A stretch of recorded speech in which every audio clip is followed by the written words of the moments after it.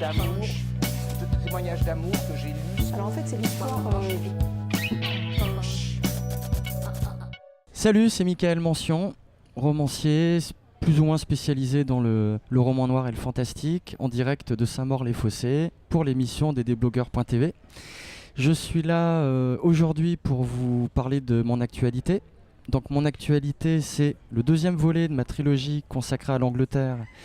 Celui-ci s'appelle Adieu demain, un titre très optimiste, vous en conviendrez. Et l'histoire en deux mots, c'est qu'on se rend compte que dans le nord de l'Angleterre, dans le triangle de Bradford, Huddersfield, Leeds, on retrouve des victimes tuées comme les victimes des années 70, à peu de choses près. Et en fait, les flics se rendent compte que certaines des victimes participaient à une thérapie de groupe spécialisée dans les phobies.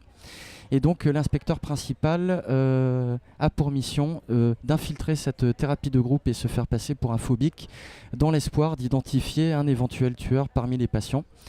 Et ce livre, que je remonte encore, Adieu demain, raconte justement la descente aux enfers de Clarence Cooper, parce que en fait ce flic intègre, droit et sans aucune ambiguïté morale, on va dire, se retrouve à force de trop côtoyer la souffrance des autres et les phobies des autres à contracter leur peur comme une sorte de virus invisible.